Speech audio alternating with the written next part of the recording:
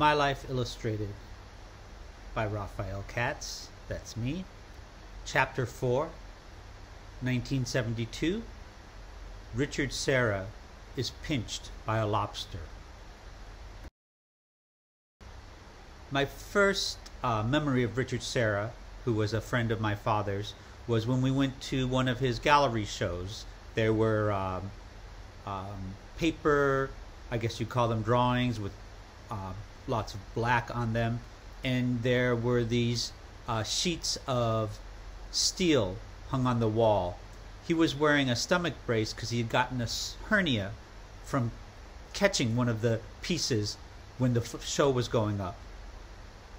He'd already had an aura of danger around him. My dad had told me and my brothers a story of how some workers actually died installing some of his steel sculptures, which were big and heavy. We started to spend summers in Cape Breton, Nova Scotia, and one of the activities was getting lobsters, pulling up some lobster pots. It was a little boat that they had in Dunvegan where we were staying, and one time on the boat with Richard, he jumped up and screamed, and then we saw a lobster dangling from his butt. It had pinched him.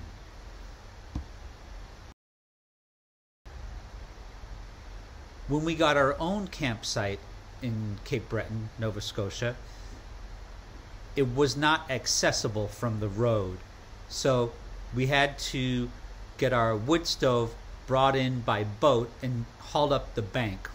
When we did that, Richard's finger got pinched in the steel door, and he let out a really scary scream and jumped around the bank leading up to our campsite, but in the end he was okay.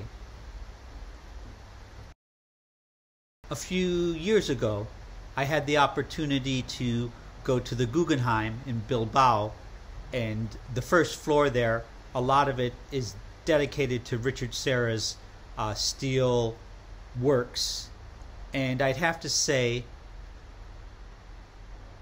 based partly on the work and partly on my experience, I'm always a little afraid of getting too close to his works. I'm always fearing that something dangerous could happen.